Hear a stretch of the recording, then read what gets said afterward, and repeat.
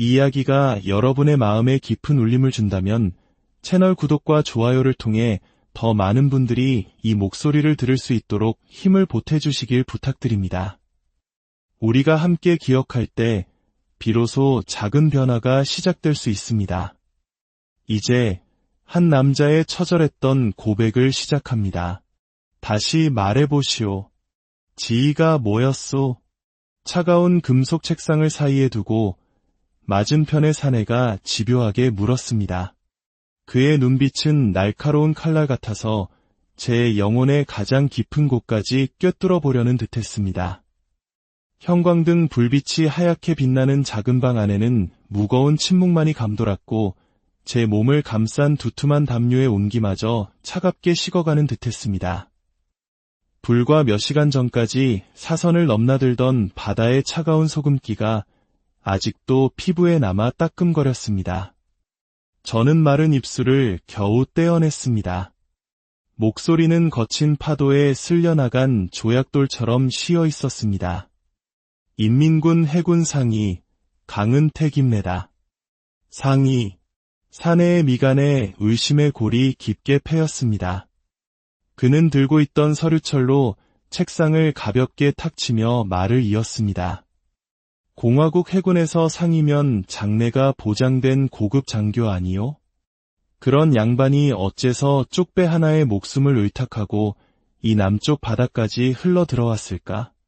상식적으로 이해가 가지 않아서 말이오. 솔직히 말해보시오. 당신 정체가 뭐여? 위에서 내려보낸 간첩 아니냐 말이오. 그의 목소리에는 차가운 경계심이 가득했습니다. 어쩌면 당연한 반응일 겁니다. 하지만 간첩이라는 단어는 제 심장을 얼음손으로 찌르는 듯한 통증을 안겨주었습니다. 조국을 등진 배신자라는 사실만으로도 이미 벅찼으니까요. 저는 천천히 고개를 들었습니다. 며칠 밤낮으로 잠들지 못해 핏발이 선 눈으로 사내를 정면으로 마주했습니다. 제 눈에 비친 것은 두려움이나 원망이 아니었습니다. 그보다 더 깊고 어두운 지독한 슬픔과 후회였습니다. 제 안에서 단단히 엉켜있던 실타래가 탁 하고 끊어지는 소리가 들리는 듯했습니다. 이제는 말해야 했습니다. 이 모든 비극의 시작을 저를 이 차가운 바다로 내몬 진짜 이유를 말입니다. 제가 사람을 죽였기 때문입니다. 뭐라고? 사내의 눈이 커졌습니다. 그의 얼굴에 스쳤던 경계심은 순식간에 경악으로 바뀌었습니다. 방 안의 공기가 순간 얼어붙었습니다. 사람을 죽였다니 그게 무슨 소리여? 누굴 말이오? 저는 떨리는 숨을 내쉬며 말을 이었습니다. 제 목소리는 이제 울음에 가까웠습니다. 제 부하이자 아우 같았던 동무였습니다. 아니, 어쩌면 제가 죽인 것은 그 아이 하나만이 아닐지도 모릅니다. 희망이라는 것을, 인간의 존엄이라는 것을 제 손으로 죽여버렸는지도 모릅니다. 그러니 저를 벌하십시오. 하지만 그 전에 제발 제 이야기를 한 번만 들어주십시오. 제 고백은 그렇게 시작되었습니다. 파도 소리보다 더 처절했던 한 젊은 군인의 죽음과 그 죽음이 제게 남긴 지울 수 없는 상처에 대한 이야기. 그리고 제가 왜 모든 것을 버리고 이 낯선 땅에 발을 디딜 수밖에 없었는지에 대한 참회와도 같은 이야기 말입니다. 제 이야기를 시작하기에 앞서 제가 어떤 사람이었는지 먼저 말씀드려야 할 것 같습니다. 제 이름은 강은택. 태어난 곳은 동해의 거친 파도 소리가 자장가처럼 들리던 작은 어촌 마을이었습니다. 코끝에는 항상 비릿한 바다 내음이 맴돌고 짠내나는 바람이 뼛속까지 스며드는 곳. 우리 부모님 세대 혹은 할아버지 세대가 기억하시는 60년대, 70년대의 가난한 시절을 떠올리시면 될 겁니다. 아버지는 평생을 바다와 함께 살아오신 분이었습니다. 얼굴에 깊게 팬 주름은 거친 파도가 핥히고 간 흔적이었고 투박하고 갈라진 손은 달아빠진 그물코처럼 단단했습니다. 어머니는 그런 아버지가 잡아온 생선을 장마당에 내다 팔아 우리 가족의 생계를 꾸리셨습니다. 넉넉하지는 않았지만 서로의 온기에 기대어 살기에는 부족함이 없었습니다. 저는 그런 평범한 어부의 아들이었습니다. 어릴 적 제 놀이터는 갯벌과 모래사장이었고 바다는 두려움이자 동경의 대상이었습니다. 저 수평선 너머에는 과연 어떤 세상이 펼쳐져 있을까 막연한 호기심을 품고 자랐습니다. 마을의 삶은 고되고 가난했습니다. 하지만 이웃집 숟가락 개수까지 훤히 알 정도로 정이 넘치는 곳이었죠. 저는 그런 공동체 안에서 조국과 인민에 대한 충성심을 자연스럽게 배우며 자랐습니다. 위대한 수령님과 장군님께서 우리를 보살펴 주시기에 비록 지금은 어렵더라도 언젠가는 모두가 배불리 먹고 행복하게 살 수 있는 날이 올 것이라고 굳게 믿었습니다. 중학교 시절 공부를 꽤 잘했던 저를 유심히 지켜보시던 담임 선생님께서 어느 날 저를 부르셨습니다. 은택동무, 자네는 머리가 좋고 기골이 장대하니 해군 사관학교에 가보는 것이 어떻겠는가? 장교가 되면 집안도 일으키고 공화국에도 큰 보탬이 될 걸세. 해군 장교. 그 얼마나 멋진 말입니까? 아버지처럼 작은 목선이 아닌 거대한 함선을 타고 조국의 바다를 지키는 영예로운 군인. 그날 이후 제 꿈은 확고해졌습니다. 평생을 어부로 살아오신 아버지는 아들만큼은 자신과 다른 삶을 살기를 바라셨던지 제 결정을 무척이나 기뻐하셨습니다. 어느 날 밤 아버지는 저를 부두가로 데리고 나가셨습니다. 은퇴가, 야비는 평생을 이 바다에서 살았다. 파도가 거칠 땐 목숨을 내놓고 그물질을 해야 했고 만선으로 돌아오는 날보다 빈손으로 돌아오는 날이 더 많았지. 하지만 단 한 번도 이 바다를 원망한 적은 없다. 이 바다가 우리 식구를 먹여 살렸으니까. 그리고 이제 내 아들이 이 바다를 지키는 장교가 된다니 더 바랄 것이 없구나. 아버지의 떨리는 목소리를 들으며 저는 굳게 다짐했습니다. 반드시 훌륭한 해군 장교가 되어 아버지의 자랑스러운 아들이 되겠다고, 그리고 위대한 조국의 바다를 목숨 바쳐 지켜내겠다고 말입니다. 그때까지만 해도 제 앞날은 찬란하게 빛나는 태양처럼 희망으로 가득 차 있었습니다.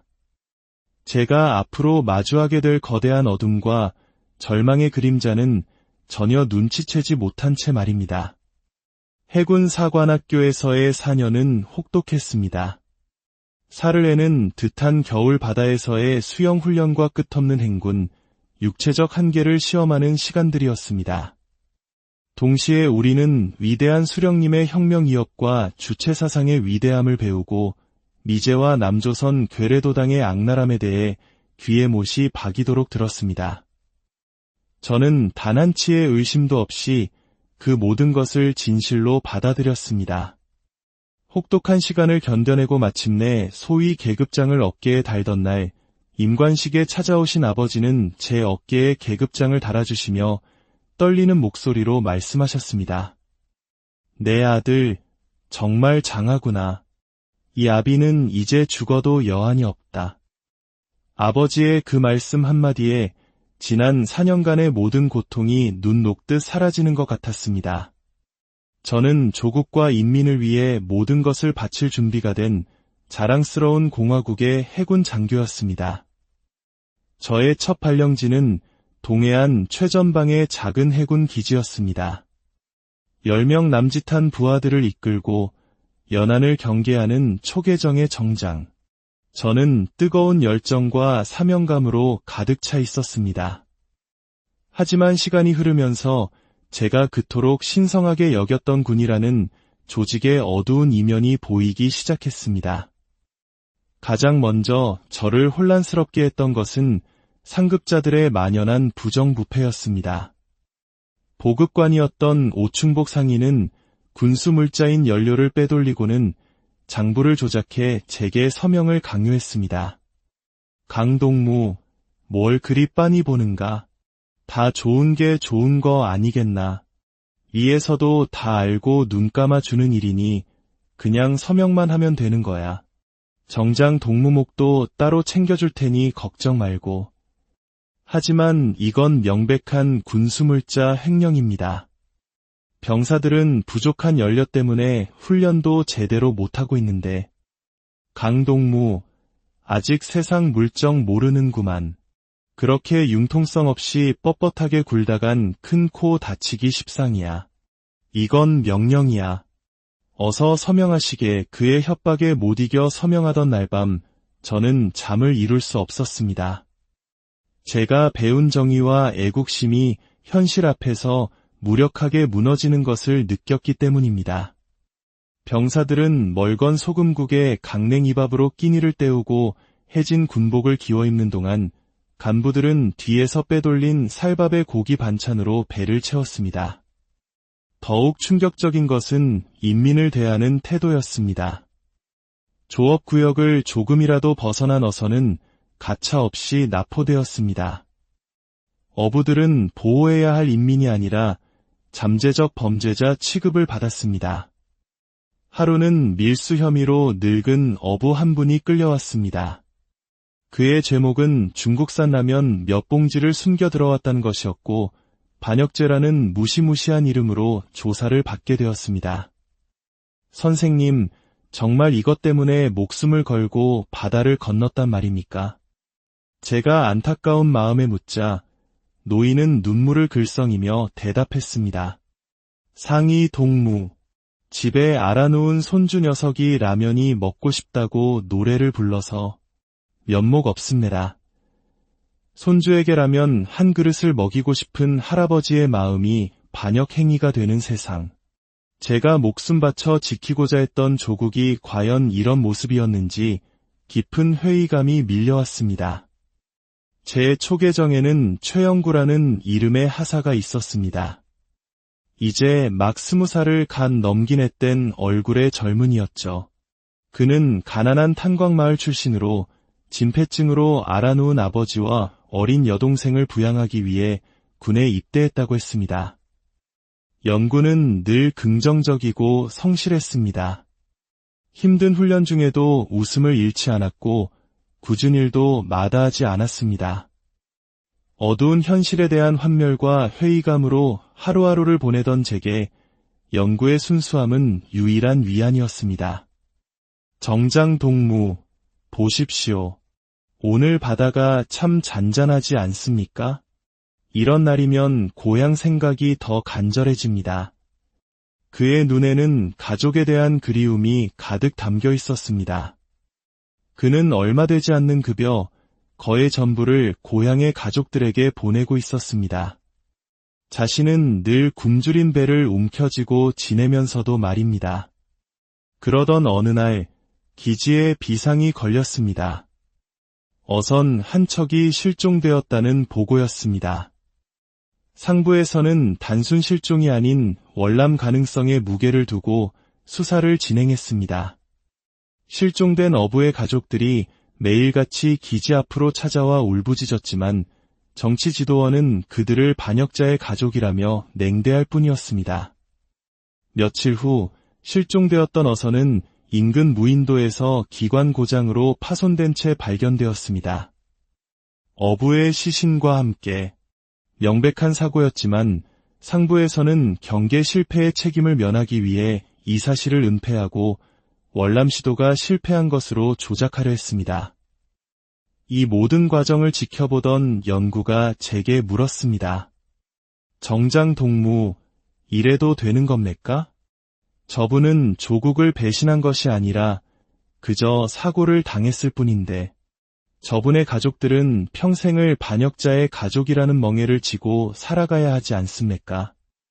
영구의 목소리는 분노로 떨리고 있었습니다. 그의 눈에는 깊은 실망감과 혼란이 서려 있었습니다. 저는 아무런 대답도 해줄 수 없었습니다. 우리는 그저 군인으로서 명령에 복종할 뿐이야. 제 대답은 비겁한 변명에 불과했습니다. 그날 이후 연구의 얼굴에서는 웃음기가 사라졌습니다. 그의 마음속에서 조국에 대한 굳건한 믿음이 금이 가기 시작했다는 것을 저는 어렴풋이 짐작할 수 있었습니다. 그리고 그 균열은 머지않아 끔찍한 비극의 씨앗이 되어 돌아오고야 말았습니다. 차가운 바닷바람이 기승을 부리던 어느 늦가을 최영구 하사가 창백한 얼굴로 저를 찾아왔습니다. 그의 손에는 고향에서 온 서신 한 통이 들려 있었습니다. 정장 동무, 휴가를 좀 다녀와야겠습니다. 아버지께서 위독하시다는 소식입니다. 저는 즉시 특별 휴가를 승인해 주었고 그의 아버님께서 무사하시기를 간절히 기도했습니다. 하지만 열흘 후 돌아온 영구는 완전히 다른 사람이 되어 있었습니다. 그의 눈은 깊이를 알 수 없는 웅덩이처럼 퀭하게 파여 있었고 앙상하게 마른 얼굴에는 어떤 감정도 읽을 수 없었습니다. 그날 밤 저는 그를 따로 제 막사로 불렀습니다. 영구 동무, 무슨 일이 있었는지 말해줄 수 있겠나? 제 질문에 그는 어린아이처럼 목 놓아 울기 시작했습니다. 상처 입은 짐승의 처절한 울부짖음 같았습니다. 한참을 울던 그는 떨리는 목소리로 그동안 있었던 일들을 털어놓았습니다. 아버지는 돌아가셨습니다. 정장 동무. 제가 도착했을 땐 이미 손을 쓸 수 없는 상태였습니다. 의사는 약만 제대로 썼으면 살 수 있었다고 했지만 약값이 없었습니다. 연구는 주먹으로 가슴을 치며 말을 이었습니다. 더 기가 막힌 것은 제 여동생 때문입니다. 이제 겨우 17살인 그 어린 것이 아버지 약값을 마련하겠다고 몸을 팔았습니다. 세상에, 자신이 더럽혀지는 것은 괜찮으니 제발 아버지만 살려달라고 애원하며 모은 돈이었습니다. 하지만 그 돈으로도 아버지를 살릴 수는 없었습니다. 영구는 저를 똑바로 쳐다보며 물었습니다. 그의 눈에는 핏발이 서 있었습니다. 아버지의 시신 앞에서 그 어린 것이 저를 보며 한 첫마디가 무엇이었는지 아십니까? 오빠, 나는 이제 더러운 년이야. 나는 이제 어떻게 살아? 그렇게 물었습니다. 제가 무슨 말을 해줄 수 있었겠습니까? 저는 아무 말도 할 수 없었습니다. 분노와 슬픔이 뒤섞여 목구멍까지 차올랐습니다. 우리가 위대하다고 배우고 목숨 바쳐 충성하는 이 나라가 한 가족에게 얼마나 잔인한 상처를 남겼는가. 가난한 인민은 아파도 치료받을 권리조차 없고 어린 소녀는 가족을 위해 자신의 존엄을 팔아야 하는 이 현실. 이것이 과연 우리가 지켜야 할 조국이란 말인가? 그날 이후 연구는 완전히 망가졌습니다. 술에 의지해 하루하루를 보냈고 그의 눈에는 오직 깊은 절망과 세상에 대한 증오만이 가득했습니다. 상급자들은 그런 그를 문제병사로 낙인 찍고 저에게 엄하게 다룰 것을 명령했습니다. 저는 차마 그를 다그칠 수 없었습니다. 그리고 며칠 후 최영구 하사가 부대에서 실종되었습니다. 일주일 뒤 그는 자신의 초소에서 멀지 않은 바닷가에서 차가운 시신으로 발견되었습니다. 그의 손에는 낡은 가족 사진이 꼭 쥐어져 있었습니다. 공식적인 발표는 개인적인 비관에 의한 자살이었습니다.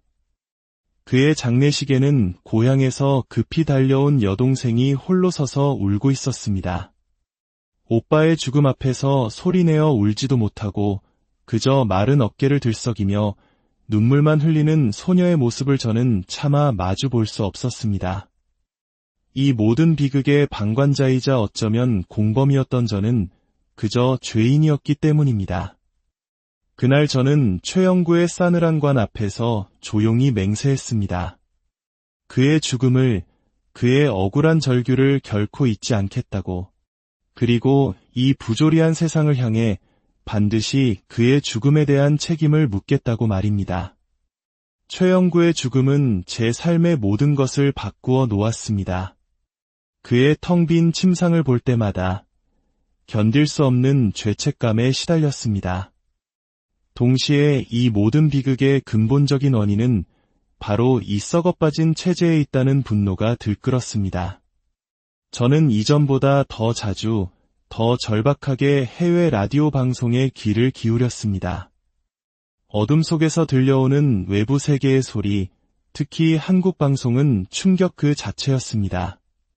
가난한 사람도 아프면 병원에서 치료를 받을 수 있는 유료보험제도, 노력하면 누구나 성공할 수 있는 기회, 개인이 존엄한 인격체로 존중받는 사회. 제가 살고 있는 현실과는 너무나도 다른 세상이었습니다. 탈북. 이전에는 감히 상상조차 할 수 없었던 단어가 제 머릿속을 맴돌기 시작했습니다. 이 지옥 같은 곳을 벗어나고 싶다. 인간답게 살 수 있는 곳으로 가고 싶다. 그리고 연구와 같은 억울한 죽음이 더 이상 반복되지 않도록 이 체제의 진실을 세상에 알려야 한다는 사명감이 불타올랐습니다.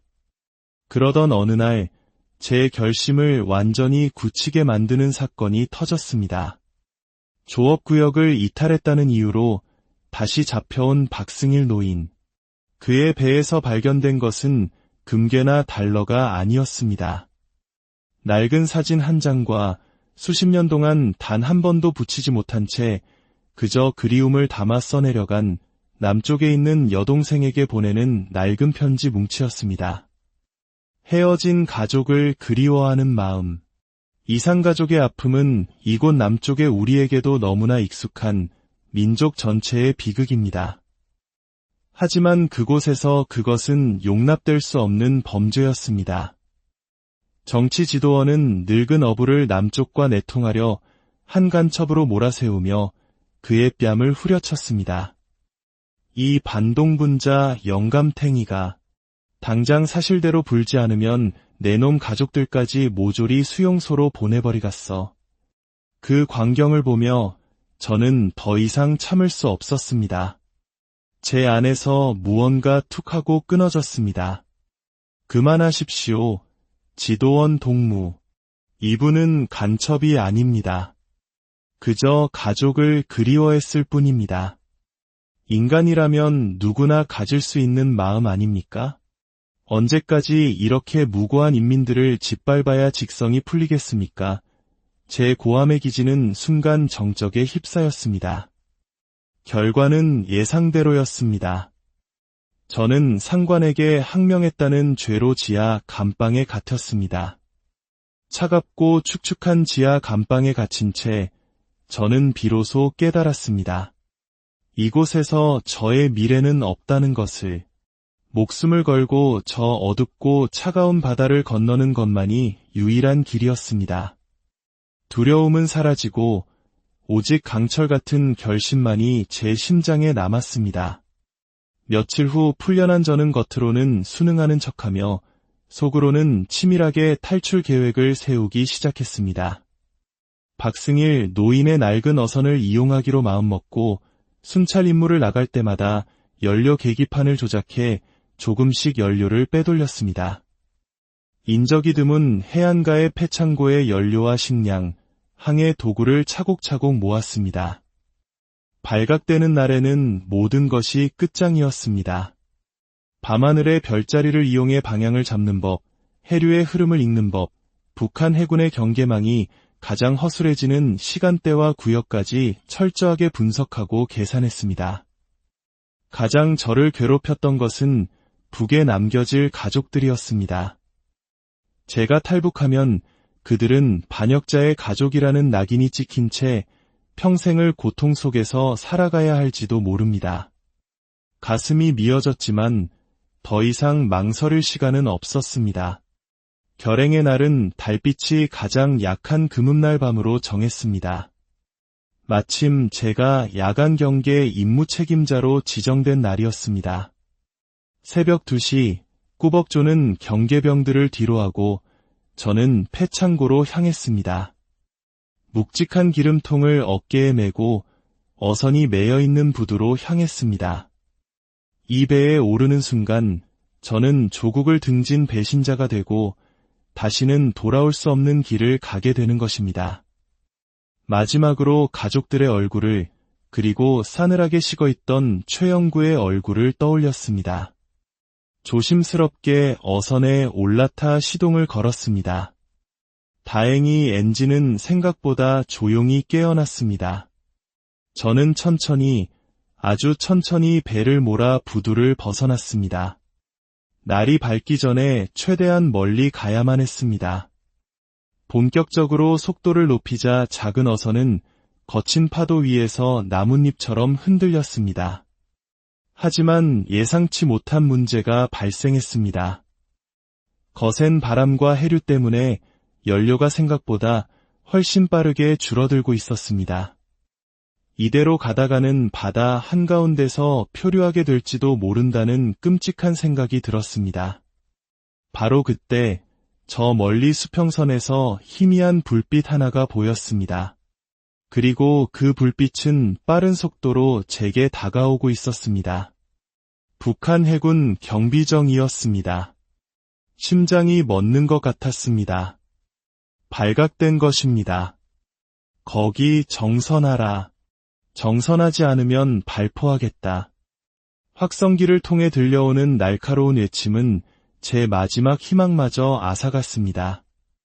이대로 잡힐 수는 없었습니다. 저는 남은 모든 연료를 쥐어짜내며 남쪽을 향해 전속력으로 내달리기 시작했습니다. 탕, 타타탕, 등 뒤에서 총성이 울려 퍼졌습니다. 총알이 제 머리 위를 스치고 배전에 부딪혀 파편이 튀었습니다. 죽음의 공포가 온몸을 올감했지만 저는 조타기에서 손을 뗄 수 없었습니다. 추격전으로 인해 연료는 거의 바닥을 드러내고 엔진이 쿨럭거리며 꺼져가기 시작했습니다. 바로 그 절망의 순간 반대편 수평선에서 또 다른 불빛이 나타났습니다. 그 배에 그려진 것은 인공기가 아니었습니다. 태극기였습니다. 대한민국 해경의 경비정이었습니다. 기적이었습니다. 저는 마지막 남은 힘을 다해 그쪽을 향해 소리쳤습니다. 살려주시오. 살려주십시오. 마침내 제 배가 해경선에 부딪히고 건장한 해경대원들이 저를 끌어올려 주었을 때 저는 그 자리에 주저앉고 말았습니다. 살았다는 안도감과 마침내 지옥을 벗어났다는 기쁨에 뜨거운 눈물이 뺨을 타고 흘러내렸습니다. 하지만 그것은 끝이 아니었습니다. 저의 진짜 싸움은 이제부터 시작이었습니다. 합동신문센터와 하나원을 거치며 저는 한국 사회에 첫 발을 내딛기 위한 준비를 했습니다. 자본주의 경제 원리부터 스마트폰 사용법까지 모든 것이 낯설고 신기했습니다. 하지만 새로운 문물에 대한 놀라움 뒤에는 깊은 문화적 이질감과 소외감이 자리하고 있었습니다. 치열한 경쟁 사회 속에서 과연 제가 살아남을 수 있을까 하는 두려움이 엄습하기도 했습니다. 정부에서 지원해준 작은 임대 아파트에서 처음으로 자유라는 것을 실감했습니다. 하지만 그 자유의 무게는 생각보다 무거웠습니다. 아는 사람 하나 없는 낯선 도시에서의 외로움, 모든 것을 혼자 책임져야 한다는 막막함이 파도처럼 밀려왔습니다. 저는 공사장을 전전하며 막노동을 하고 식당에서 접시를 닦으며 생계를 이어나갔습니다. 북한에서 온 놈이라는 편견 어린 시선과 무시를 견뎌내는 것도 힘든 일이었습니다. 그럴 때마다 저는 최영구의 얼굴을 떠올렸습니다. 그의 억울한 죽음 앞에서 했던 맹세를 잊을 수 없었습니다. 저는 일을 하면서 틈틈이 공부에 늦은 나이에 대학에 들어가 북한학과 정치를 공부했습니다. 제가 직접 겪었던 북한의 실상을 더 체계적으로 세상에 알리고 싶었기 때문입니다. 졸업 후 저는 한북한 인권단체에 들어가 저와 같은 탈북민들의 정착을 돕고 북한의 인권 실상을 국내외에 알리는 활동을 시작했습니다. 국회에서, 국제회의에서, 그리고 작은 강연장에서 저는 목이 쉬어라 외쳤습니다. 최영구의 이야기를 하고 박승일 노인의 이야기를 했습니다. 제 이야기에 눈물을 흘리는 사람도 믿을 수 없다는 표정을 짓는 사람도 있었습니다. 하지만 저는 멈추지 않았습니다. 이것이 제가 이 땅에 온 이유이자 먼저 떠나간 이들에게 속죄할 수 있는 유일한 길이라고 믿었기 때문입니다. 어느덧 시간이 흘러 저는 이 제 40대 중반이 되었습니다. 얼마 전 중국을 통해 북에 남겨진 가족이 무사히 지내고 있다는 소식을 어렴풋이 전해 들을 수 있었습니다. 그 소식을 듣던 날 저는 밤새도록 소리 없이 울었습니다. 언젠가 통일이 되면 저는 가장 먼저 고향으로 달려갈 겁니다. 아버지의 주름진 손을 잡고 어머니를 따뜻하게 안아드리며 이렇게 말씀드리고 싶습니다. 불효자는 살아 돌아왔노라고. 당신들의 아들이었던 것을 단 한순간도 잊은 적이 없었노라고 말입니다. 그리고 최영구의 무덤을 찾아가 소주 한 잔을 부어주며 말해주고 싶습니다. 이제 더 이상 춥고 배고프지 않은 곳에서 편히 쉬라고. 내가 그토록 지키고 싶어 했던 가족과 정의는 이제 우리가 함께 지켜나가겠다고 말입니다. 여러분, 저의 긴 이야기는 여기서 끝이 납니다. 우리가 지금 누리고 있는 이 평범한 일상과 자유가 누군가에게는 목숨을 걸고 지켜야 할 만큼 소중한 것일 수 있다는 사실을, 그리고 저 어둠의 땅에도 우리와 똑같이 울고 웃으며 살아가는 사람들이 있다는 것을 부디 잊지 말아 주십시오. 그들에 대한 작은 관심과 기억이 언젠가 이 분단의 벽을 허무는 가장 큰 힘이 될 것이라 저는 굳게 믿습니다. 지금까지 제 이야기를 들어주셔서